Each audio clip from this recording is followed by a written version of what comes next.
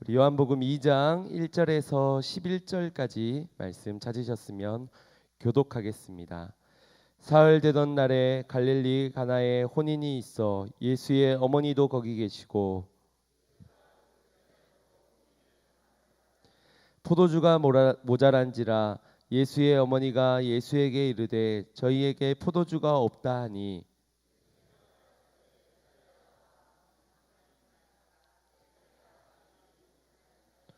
어머니가 하인들에게 이르되 너희에게 무슨 말씀을 하시든지 그대로 하라 하니라.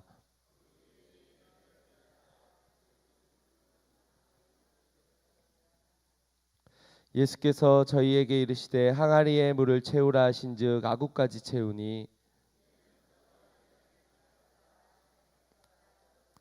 연회장은 물로 된 포도주를 맛보고 어디서 났는지 알지 못하되 물도온 하인들은 알더라. 연회장이 신랑을 불러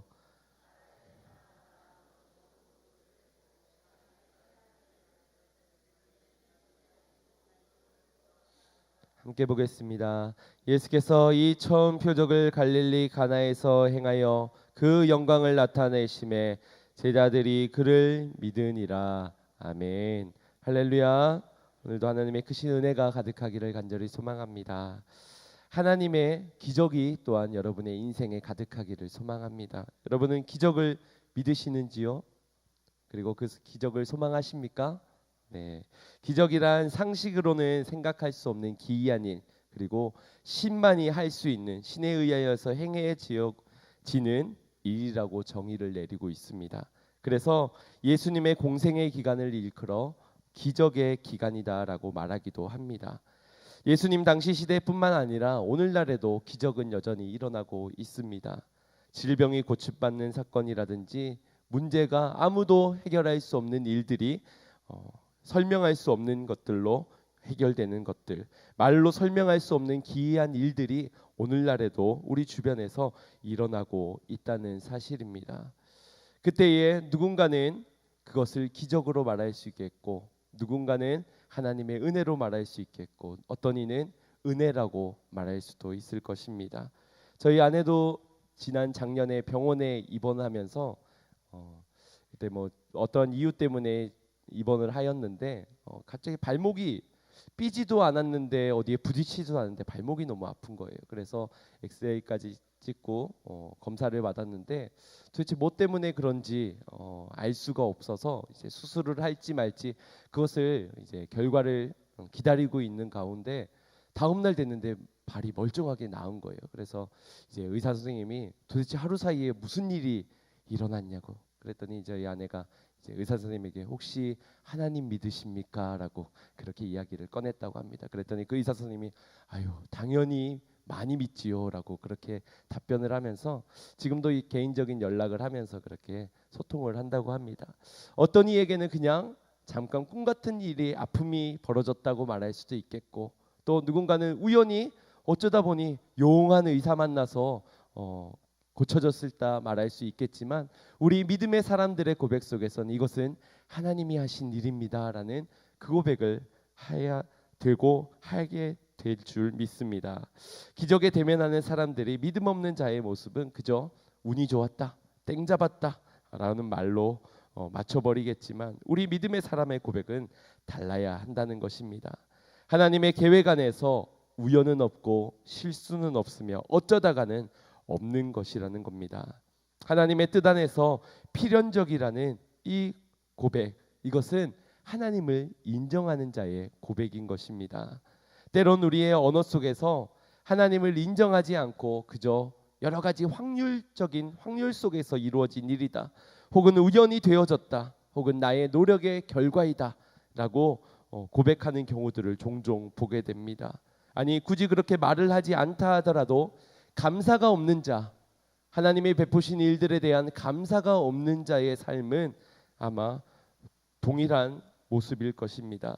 또한 불미스러운 일이 일어났을 때 신앙인들 중에서도 이런 말을 하는 사람들을 보았습니다. 너무 슬퍼하지 마. 그냥 새해가 되었으니까 액땜했다고 생각해. 그냥 재수 없다고 생각해. 좋은 일이 앞으로 일어날 거야. 여러분 액땜을 믿으십니까? 액땜 이후에 이제 고난 이후에 행복이 찾아온다고 믿으십니까? 그건 세상 사람들의 말이지요. 우리에게 일어나는 현상과 문제들을 좋은 일이면 자신의 덕, 나쁜 일이면 남의 탓이든지 액땜으로 넘겨버리는 것은 신앙인들의 참된 신앙의 고백이 아니라는 사실이지요. 참 그리스도인이라면은 이러한 일을 직면하고 직시할 수 있어야 되고, 그것이 하나님의 분명한 뜻이 무엇인지를 깨달아 현상 앞에서 기적이 일어나기를 소망해야 되고, 기도함 속에서 하나님의 일하심을 경험하는 자가 되어야 될 줄 믿습니다. 그러한 자는 기도할 수밖에 없지요. 응답하시는 하나님께 간구할 수밖에 없을 것입니다. 바라기는 기도의 자리에 나오시는 모든 양문의 성도님들이 되시기를 소망합니다. 기적을 믿으신다면 기도하는 양문의 성도님들이 되시길 바랍니다. 오늘 말씀에 예수님께서 물이 변하여 포도주로 만드신 기적의 사건을 보게 됩니다. 이 포도주가 떨어진 문제의 사건 앞에서 우리들은 어떠한 태도를 취하게 되겠습니까? 예수님의 기적보다는 야, 그럴 시간이 어딨어, 예수님하고 지금 대화 나눌 시간이 어딨어, 빨리 마트로 달려가 가지고 좋은 포도주로 사와야지, 불이 나게 뛰어가지 않겠습니까? 물론 오늘의 말씀이 마트로 뛰어가지 말라는 소리가 아닙니다.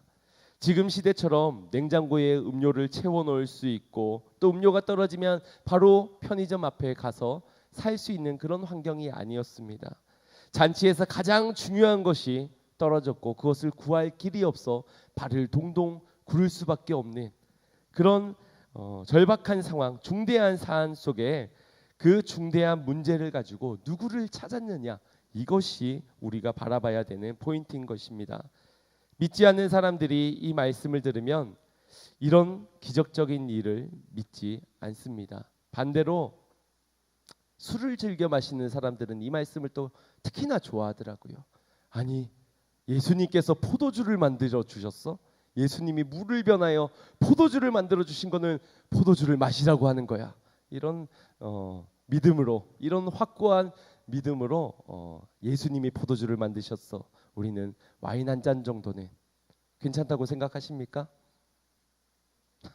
이 말씀이 좋으신 분은 아마 그런 속내가 또 있지 않은가 살펴볼 필요도 있을 것 같지만, 어쨌든 이것의 중요한 것은 예수님의 기적, 하나님이 이루신 일, 말로 설명할 수 없는 기이한 일을 예수님께서 이루셨다는 것이지요. 오늘 가나의 혼인잔치의 배경을 살펴보자면 참 기쁜 결혼잔치입니다. 당시 유대인의 축제이자 기쁨의 예식이라고 표현을 합니다. 결혼식이 이루어지고 난 이후에 보통 우리는 피로연을 가지는데, 당시 유대 사회에서는 결혼식을 하기 이전에 그 집안이 부유하면은 이 기간을 좀 더 길게 가지고요, 좀 부유하지 못하다면 짧게 그 기간을 가진다고 합니다. 그래서 지금과는 조금 상이한 결혼 문화 예식입니다. 결혼하는 것에 있어서는 물론 모든 이들의 축제이자 잔치임은 동일할 것입니다. 근데 그때에 그 중요한 잔치 가운데서 가장 중요한 포도주가 떨어지게 되었다는 것입니다. 일어난 기적에 초점을 맞추어 보면은 오늘 마리아와 예수님의 대화 장면을 우리가 주의 깊게 봐야 할 것입니다. 아마 어린 시절부터 예수님을 봐온 어머니인 마리아는 예수님을 너무나도 잘 알고 있었을 것입니다. 그래서 이 불가능한 이 일을 예수님은 해낼 수 있는 자로 여겼기 때문에, 확신을 가지고 있었기 때문에 이 상황에서 마트로 가든지 제자들에게 다른 옆집을 찾아보라든지 아니면은 포도주가 떨어졌으니 잔치를 마감해야 되겠다고 결론을 내리지 않고 예수님에게 도움을 요청한 것이지요. 그러나 4절 말씀을 보면은 여자여 나와 무슨 상관이 있나이까, 내 때가 아직 이르지 못하였나이다 라고 말씀합니다. 다시 말해서 못하겠습니다 라고 말을 하고 있는 거지요. 할 수 있는데 못하겠다는 건지 아니면 나는 할 수 없다는 건지를 우리는 분명히 구별해야 할 것입니다. 그러나 어찌되었던 거절의 의사를 분명하게 표현하고 있는 것입니다. 그리고 그 속내는 매우 의미심장한 말을 아직 말을 남기고 있습니다. 나와 무슨 상관이 있습니까? 내 때가 이르지 못하였나이다. 근데 우리는 이것을 주의 깊게 생각하지 못한다면, 아니 어디 자식이 어머니에게, 자녀가 부모에게 나와 무슨 상관이 있나이까? 우리라면 어떻게 하겠습니까? 뒤통수가 보이면 뒤통수를, 아니면 무기가 보이면은 구석에 있는 빗자루를 들고서는 이놈의 자식 키워봤자 아무 소용없다고, 우리 부모님들의 레퍼토리 아니겠습니까? 우리가 아마 그런 자녀의 말을 들었다면은 그런 반응을 마땅히 보였을 것입니다. 괜히 여러분의 자녀들을 상상하지 마세요. 여러분의 자녀들은 사오라면 사오고 하라면 하고 순종적인 자녀들일 건데, 괜히 상상은 건강에 좋지 않을 것 같습니다. 특히나 명절이라고 해서 조카들이나 자녀들에게 식용유 하나 사와 했다가 괜히 자녀들을 시험하셔서 어려운 일을 당치 않았으면 합니다. 아내가 가끔 자다가 일어나면은 좀 툴툴거릴 때가 가끔 있습니다. 그러다가 왜 이유인지 모르니까, 여자의 마음은 잘 알 수가 없잖아요. 왜 저렇게 툴툴대지? 왜 이렇게 나를 저런 식으로 쳐다보지? 하는데 알고 보니 한두 시간 흐른 뒤에 이야기를 해보면 꿈속에서 제가 자기를 때렸다는 거예요. 여러분 그런 꿈 안 꾸시죠? 그러니까 깨어나도 제 얼굴을 보는데 그 분이 안 풀리는 거예요. 나는 꿈속에서 맞기만 했는데. 혹시나 여러분에서 자녀들이 그런 심부름을 거절하지도 않았는데 괜히 눈을 흘겨보거나 상상함으로 가족의 건강을 해치지 않기를 바라서, 어쨌든 원문을 다시 해석해 보자면 예수님께서 거절하신 이 해석은 버릇없어 보이지만 지금 그의 말씀은 예수님이 어머니와 나와의 공통점이 무엇입니까를 지금 이야기를 하고 있는 거예요. 어머님이 아닙니다, 내 어머니가 아니에요가 아니고 어머니와 나와의 지금 공통점이 무엇입니까를 묻고 있는 것입니다. 기적을 베풀기 전에 우선적으로 묻는 일이 바로 이 일에 있어서 어머니와 나와의 관계가 무슨 일입니까를 묻고 계신 것입니다. 관계를 우선 되짚어 보는 것입니다. 만약 여기에서 마리아가 화를 냈더라면, 시키면 시키는 대로 하면서 화를 냈더라면, 자식 키워봐야 아무 소용없다며 원망했더라면, 째려보았더라면은, 그러면 기적이 일어났을지는 알 수 없겠지만 예수님의 물음은 지금 관계성을 묻고 있는 것입니다. 어머니와 아들 이전에 기적을 베푸시는 이와 기적을 바라고 있는 소망하는 자의 이 관계, 그리고 명령하실 주님과 순종할 종의 관계, 이 관계를 재정립해야만 기적이 일어날 수 있기 때문에 예수님은 지금 그 물음을 묻고 계신 것입니다. 마리아는 이것을 분명하게 깨달았던 것 같습니다. 그래서 원망하기는커녕 주변에 일하고 있는 모든 종들을 불러서 이 예수님이 하는 모든 시중을 다 들라, 그렇게 명령하는 것에 모든 것을 다 순종하여라라는 말을 합니다. 관계가 분명히 세워진 것이지요. 주인과 종의 관계, 주님과 나와의 관계를 분명하게 재정립하였습니다. 그리고 그 관계가 바로 세워졌을 때에 예수님은 일하셨습니다. 예수님은 바로 그때를 기다리신 것이지요. 마리아와 예수님의 관계가 분명해질 그때를 말입니다. 농부가 겨울에 흰 눈이 덮여져 있는 그 밭을 보면서 그 눈을 걷어내고 또 그 땅을 눈 위를 밟기 시작하면서 다음에 농사를 준비를 하듯이 만사에는 때가 있는 것입니다. 학생에도 때가 있고요, 농부에게도 때가 있습니다. 심어야 할 때가 있으면 거두어야 할 때가 있는 것입니다. 그러나 우리들은 어떻습니까? 하나님의 약속을 기다리지 못하고 조그만 일에도 즉각적인 응답을 기다리는 모습이 아닙니까? 작은 억울함에도 종말적인 재앙이 닥쳐져 버린 모습을 보이고 있지는 않습니까?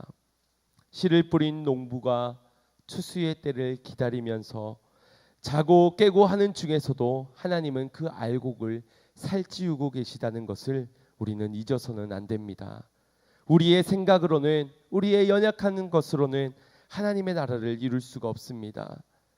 눈 덮인 보리밭을 바라보는 농부의 심정으로 흰 눈 속에서도 열매를 향한 힘찬 생명의 맥박을 뛰게 하시는 하나님을 신뢰하시길 바랍니다. 때를 기다리며 그저 우리는 그 눈 덮인 밭을 밟아주기만 하면 되는 것입니다. 관계가 바로 선 이후에 예수님께서는 일하셨던 것은 바로 때가 이르렀기 때문이지요. 내 때가 아직 이르지 않았다가 하셨고 그 때가 이루어졌기 때문에 물이 포도주로 변화되는 기적을 베푸신 것입니다. 우리도 이 때를 기다리고 있는 믿음의 사람들입니다. 우리는 예수님의 이 때를 주목하여서 그 때가 나의 때가 되기를 소망하는 자들입니다. 요한복음에는 이 때에 대한 말씀이 굉장히 많은데요. 여기에서 말씀하는 공통적인 때는 예수님께서 십자가에 달리실 때, 곧 영광의 때이지만 고난받을, 세상에서 버림받을 때를 의미하고 있습니다. 사실 우리도 죽을 날을 향해서 하루하루를 살아가고 있는 존재들 아닙니까? 그렇다고 해서 우리가 그날을 기대하고 고대하고 있지는 못한 것 같습니다. 그리고 준비하고 있지도 못한 삶은 아닌가. 내일의 희망찬 밝은 날을 기대하지 어두컴컴한 관에 들어갈 죽음의 그 순간을 꿈꾸는 사람은 아마 없을 것입니다. 오히려 그날을 피하고 싶은 것이 사람의 마음일 것입니다. 그러나 예수님은 이 땅에 그 일을 행하기 위하여 그 십자가의 때, 사람들로부터 버림받을 때, 제자들로 배반을 당할 그때, 죽임을 당할 그때를 위해서 이 땅에 오셨고 그때를 위하여 한 걸음 한 걸음을 걸어가셨습니다. 예수님의 때는 구원의 때를 향하고 있기 때문에 오늘 포도주를 만든 첫 번째 기적의 이 사건을 볼 때 그때를 위한 한 걸음의 전진의 사역이었다는 것입니다. 그때의 그 사역을 위하여서는 예수님의 어린 시절의 준비 기간들이 아마 필요했을 것입니다. 그리고 어머니와 자신과의 관계에 재정립되는 그런 준비의 기간이 필요했을 것입니다. 마찬가지로 오늘 우리의 인생에서도 준비가 되어졌을 때에 비로소 그때를 만나게 될 줄 믿습니다. 그렇지 못하다면, 순결한 다섯 신부처럼 깨어있지 못하다면 우리는 그때의 기쁨으로 주님을 맞이하지 못할 것입니다. 예수님의 대답은 어머니, 이 한 문제의 해결을 위함이 아닙니다. 인자가 온 것은 세상 모든 문제를 해결하기 위하여 생명을 살리기 위함입니다. 이 말씀인 것입니다. 그때가 바로 생명에 거듭나게 되는 그 사건이기 때문이지요. 어머니가 원하시는 때가 아니라 하나님이 원하시는 그때에 이루어질 것입니다. 이 말씀인 것입니다. 인간이 원하고 바라는 때가 아니라 하나님의 때에 일어나야 그것이 표적인 것이고 그것이 기적인 것입니다. 우리가 이렇게 설명해 줘야 알지만 마리아는 영적으로 깨어 있어서인지 예수님을 어떤 분인지 알고 믿고 있었기 때문인지 바른 대처를 하게 됩니다. 5절 말씀에 순종하는 마음을 표현하면서 자신의 관계를 새롭게 세우고 있습니다. 하나님의 때는 하나님이 세우신 계획 안에 때가 있지만 마리아의 행위와 고백을 통하여서 하나님은 그때를 이루어 가시는 것을 보게 됩니다. 사람이 그 길을 계획할지라도 그 길을 인도하시는 분은 여호와 하나님이시구나. 이 사실을 믿으십니까? 이것을 믿으십니까? 그러면은 그때를 기다릴 수 있고 그때를 위하여 오늘 우리의 삶을 준비해 갈 수 있을 것입니다. 마리아가 예수님의 손에 모든 것을 맡겨드렸을 때 그 걸음을 인도하신 것이 바로 하나님이시고 그 하나님의 때를 시작해 하신 것입니다. 오늘 우리가 우리의 삶에서 그때를 기다릴 때에 우리의 삶의 모습들을 바꿔가야 될 것입니다. 우리가 어떠한 모습일 때 하나님이 이 때를 허락하시는지 두 가지로 요약하자면, 먼저는 주도권을 하나님께 내어드릴 때입니다. 내가 내 인생의 주인이 되어서 살아가는 인생이 아니라 내 주도권을, 내 인생의 주인의 자리를 주님께 내어드렸을 때, 명령 앞에서 수동적인 삶을 살아갈 때, 이해가 되지 않아도, 타협이 되지 않아도, 내가 가진 것들을 보지 않아도 하나님의 명령이라면은 순종할 수 있는 그러한 자세, 그때에 하나님이 그를 통하여서 일하실 것이고 기적을 베풀어 가실 것입니다. 성경을 보면 하나님을 거역했거나 불순종한 사람들은 모두 심판을 받게 됩니다. 베드로전서 2장 8절 말씀을 보면 저희가 말씀을 순종치 아니함으로 넘어지니라라고 기록하고 있습니다. 사람을 통하여 일을 이루실 때 중요한 것은 무슨 말씀을 하든지 그대로 준행하는 것, 이것이 이 자세가 우리에게 필요합니다. 하나님의 때가 오기를 소망하는 마음을 가지고 순종의 자세를 취할 때 하나님의 때가 임할 줄 믿습니다. 기적을 보게 될 줄 믿습니다. 첫 번째는 어떤 자세요? 수동적인 자세입니다. 두 번째는요, 어떤 때에 어떤 일을 시키든지 적극적이고 능동적인 자세가 우리에게 필요합니다. 자원하는 자세가 필요하다는 것이지요. 하나님의 명령이 있었다면 그것만 딸랑 지키고 끝나는 것이 아니라 주님을 향한 사랑의 마음, 열망의 마음, 헌신의 마음을 가지고 주님께 자원하는 자세가 우리에게 필요하다는 것입니다. 물을 채우라고 하였을 때에 그 물을 적당히 한 바가지만 부어도 채우는 것은 맞을 것입니다. 두 바가지 채우고 항아리 하나만 채워도 그것은 채우는 것일 것입니다. 그러나 모든 항아리에, 집안에 있는 모든 항아리에 그 입구까지 가득 채웠던 것은 결국 적극적이고도 능동적인 자세였다는 것입니다. 첫 번째에 순종이 있었다면 두 번째 우리에게 필요한 것은 열정과 성실한 헌신인 줄 믿습니다. 그때에 하나님께서는 놀라운 기적의 역사를 보게 하실 것입니다. 상식적으로는 이해가 되지 않는 일입니다. 돌 항아리에 물을 채운다는 것은, 그것이 포도주가 된다는 것은 상상할 수 없는 일이지요. 그 일들이, 이 말도 안 되는 일을 그들이 행한 것입니다. 명령에 순종적인 자세와 수고하는 일에 적극적이고도 능동적인 모습이 없었다면 그 기적은 그들의 삶에서 이루어질 수 없었을 것입니다. 이것은 오늘 우리에게도 동일한 주님의 요구일 것입니다. 먼저 주님이 어떤 말씀을 하든 순종하는 자세와 그 일을 이루기 위해서 열심을 다해서 열정적으로 적극적으로 임하는 그 자세,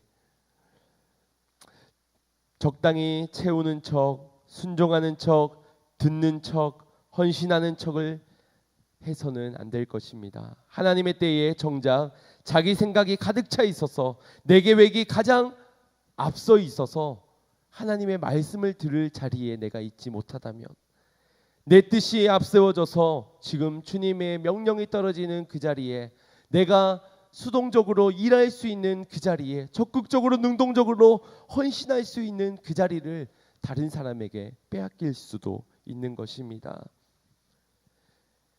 그렇기에 우리는 주님의 때가 언제인지 알지 못하오나 그 때를 위하여서 주님의 말씀을 준행하며 어떠한 말씀이든지 준행할 수 있는, 그리고도 적극적으로 헌신할 수 있는, 자원할 수 있는 우리의 믿음이 필요한 줄 믿습니다.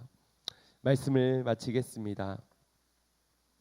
먼저 하나님과의 관계를 바로 하시길 바랍니다. 주님 이외에 믿는 구석이 있고 다른 곳에 소망을 두고 있는 자가 어찌 주님과의 바른 관계라고 말할 수 있겠습니까? 창조주와 어찌 창조물의 관계가 될 수 있겠습니까? 그런 사람에게는 기적이 일어나지 않습니다. 또한 하나님께 주도권을 내어드리며 적극적인 순종의 자세로 하나님의 때를 기다려야 할 줄 믿습니다. 이방 여인의 딸을 예수님께서 고쳐주실 때에도 거절하다가 고쳐주신 것을 볼 수 있습니다. 그냥 한 번에 고쳐주실 수도 있을 텐데, 그냥 그 사람의 얼굴만 봐도 문제를 아실 것이고 고쳐주실 수 있을 텐데 왜 끝까지 고쳐주지 않다가 마지막에서야 고쳐주셨을까라고 생각할 수 있지만, 그것은 우리의 생각이지요. 우리가 기대하는 때일 것입니다. 여리고성을 무너뜨릴 때도 성을 침묵으로 매일 돌았던 이스라엘 백성들의 모습을 보십시오. 우리의 모습은 큰 소리로 공격 앞으로 하면서 그 적군을 향해서 북을 치면서 전진하는 것이 우리의 싸움의 방식이고, 그 속에서 그들이 전멸되는 것이 우리가 기대하는 응답일 것입니다. 그것이 우리의 때일 것입니다. 우리가 주도하고 우리가 중심이 되어서 그렇게 살아가는 때가 너무나도 많다는 것입니다. 정작 모든 일은 자기 선에서 다 해결하고 판단하고 결정하고, 그러다가 안 되면은 그때서 하나님께 맡기던지, 하나님 하세요, 난 못하겠습니다, 하나님이 그냥 다 하세요, 겸손한 모습 같지만 나태하고 게으른 믿음 없는 모습이라는 것입니다. 하나님의 때를 지키며 그날을 고대하며 순종하고 헌신하는 자들에게는 세상의 포도주가 아니라 천국의 포도주를 경험하게 하실 줄 믿습니다. 세상의 포도주는 시간이 지나면 점점점 나빠지는 것이 세상의 포도주입니다. 과일 박스를 봐도 맨 위에는 가장 신선하고 아주 먹음직스러운 과일이 놓여 있는데, 박스 맨 밑에 보면은 항상 썩어져 있는 게 한두 개가 보이잖아요. 그죠? 좀 먹음직스럽지 않은 과일들을 항상 그 밑쪽에다가 넣는 것 같습니다. 그런데 하나님의 선물 박스는 가장 좋은 것이 위에 있는데 밑으로 갈수록 더 좋은 것이 있는 것, 이게 바로 하나님의 축복이고 하나님의 기적인 줄 믿습니다. 오늘 우리가 경험하고자 하는 것은 단순히 세상에서 보기에 좋은 것, 그런 것이 아니라 우리의 삶에 보기에도 좋은 것이지만 비록 보기에 안 좋을 수도 있어도 그것이 우리의 그냥 믿음 없는 모습으로 봤을 때이지 진정 그것이 축복이고 그것이 우리에게 행복을 주는 것임을 이런 믿음의 눈으로 보실 수 있기를 소망합니다. 그래서 오늘 우리는 천국의 포도주를 사모하고 관계를 바로, 그리고 순종하고, 그리고 적극적으로 주의 일을 감당하는 자들이 되어야 될 줄 믿습니다. 믿으라 하셨으니 믿는 성도님들이 되시길 바랍니다. 기도하라 하셨으니 기도하는 성도님들이 되시길 바랍니다. 근심하지 말고 염려하지 말라라고 하셨으니 그렇게 행하시는 여러분들 되시길 바랍니다. 그러나 거기에서만 머물러 있으면 안 되죠. 염려하지 말라고 해서 염려하지만 않고, 근심하지 말라고 해서 근심하지만 많은 자들이 되면 안 될 것입니다. 적극적으로 기뻐하고, 적극적으로 감사하고, 적극적으로 주님께 예배하는 자들이 되어야 할 줄 믿습니다. 그렇게 할 때에 기쁨과 행복이 바닥난 우리의 가정일지라도, 나의 인생의 초라한 인생일지라도 그곳에 주님이 찾아오실 것이고, 주님이 임할 그때에 물이 포도주로 변화되는 그 기적을 경험하게 될 줄 믿습니다. 이전보다 더 맛 좋은 포도주로 변화시킬 줄 믿습니다. 텅텅 빈 돌 항아리에 순종과 그리고 적극적인 뜨거운 헌신을 채워 하나님의 축복을 누리시는 우리 모든 양문의 성도님들이 되시기를 주님의 이름으로 축원드립니다. 우리 함께 이 시간 하나님, 나의 때를 앞세우지 않게 하시고 내 뜻을 앞세우지 않게 하여 주시고, 하나님의 때에 하나님의 시간에 이루어질 그날을 고대하며 순종과 적극적인 열정과 헌신을 주님께 드리게 하여 주시옵소서. 우리 함께 그때를 기다리며 함께 찬양하고 기도하는 시간 갖겠습니다.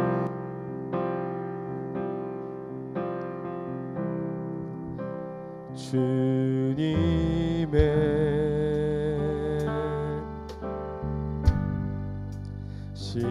시간에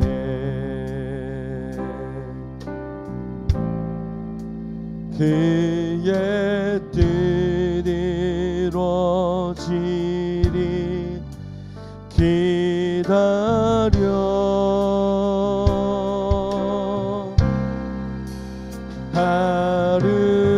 하루하루 살 동안 주님 인도하시니 주 뜻 이룰 때까지 기다려. 다시 한번 더 고백합니다. 주님의 시간에 주님의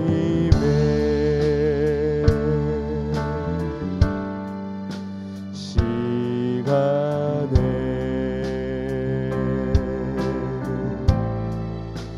주의 뜻 이루어지리 기다려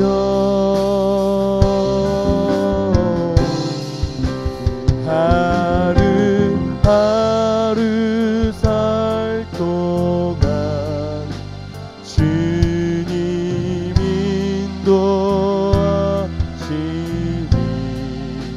주 뜻 이룰 때까지 기다려. 아멘. 기다려. 그때를 기다려.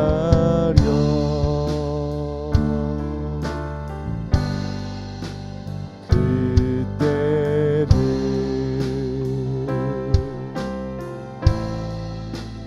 그의 뜻이 이루어지니 기다려.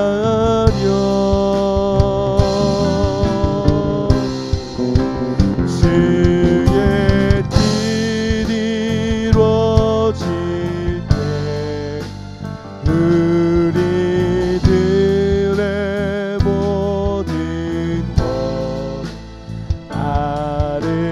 아름답게 변하리. 우리 믿음으로 고백합니다. 하루하루 살 동안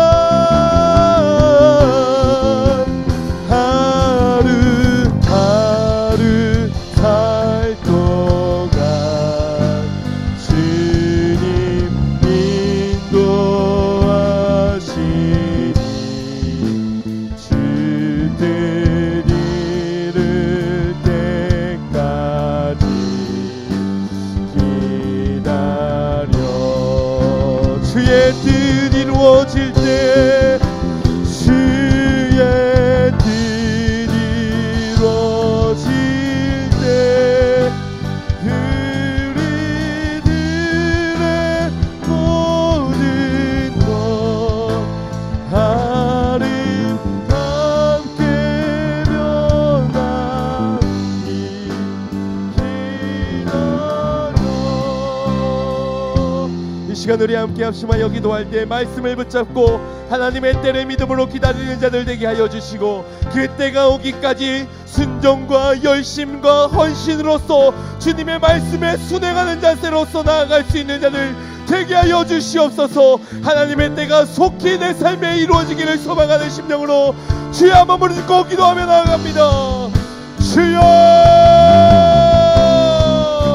할렐루야. 사랑을 내가 많으신 아버지 하나님, 나의 초라한 인생 속에서 텅벼져 있는 나의 항아리에